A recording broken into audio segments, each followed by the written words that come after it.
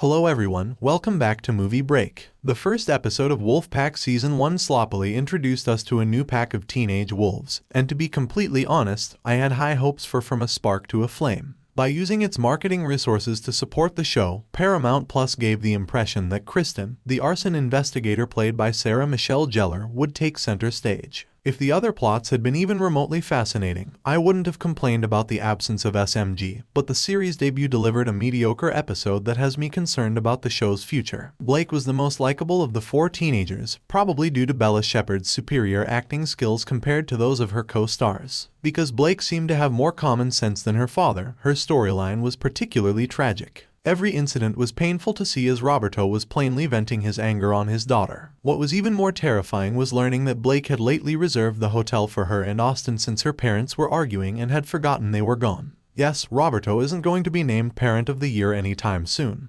but at least he has begun to see his mistakes. The best thing about a character like Blake is how unapologetic she is. She expresses herself honestly, which is undoubtedly a result of her time spent with her father. When Roberto recognized that he hadn't been the finest father, he made some progress, but it's difficult to see this family ever finding peace and calm. Their home was completely destroyed in the arson assault, and Roberto was unable to pay for a night in a hotel or motel. You could see the strain on his face, but perhaps he will learn to treat his daughter better since without her, what would he have done? I also didn't get into the entire I don't own a cell phone thing. Parents would undoubtedly go over and above to make sure their children were within reach. Even though there are many various ways to demonstrate how Blake is different from other teenagers, it felt forced. These teenagers were terrified since they had no idea what was going on or whether they would live. The tone of those moments was all over the place, acting more like the first Goosebumps than a 2023 adolescent drama. There were stakes, but the corny editing made the scenes uninspiring to me. Showing the man's head injury wasn't ideal either. It was simply inconsistent with what had transpired before everyone boarded the bus. Future episodes might give the other characters more room to grow, but there wasn't enough evidence to persuade me to support Everett,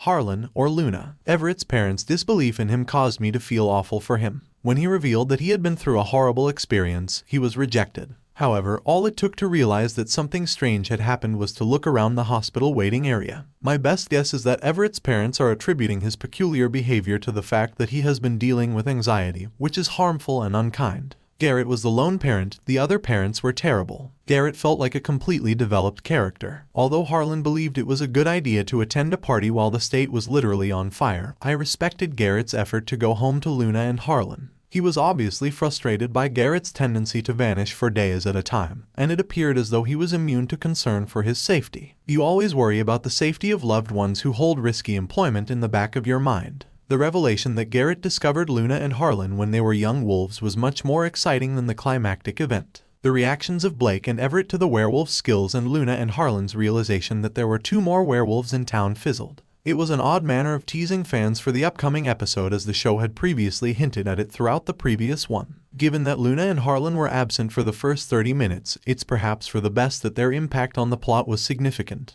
Luna and Harlan both show some promise as characters. Sarah Michelle Gellar isn't exactly winning me over in this series. It's unfortunate that she chose a series that doesn't make good use of her given the extensive experience she has behind her. The show might, however, get better as the plot lines come together. The current season of Wolfpack is one of the most underwhelming in recent memory. The narrative has the makings of a fantastic one, but the clumsy narration and lackluster acting may ruin the program for viewers before it even gets started. What did you think of the film's premiere? Do you believe that the show struggled to keep viewers interested for the whole 50-minute premiere? What do you think of the way they utilized Sarah Michelle Gellar? Share your thoughts with us in the comments section below. You can like the video and subscribe to the channel to see more breakdowns if you like it. I appreciate your time and interest.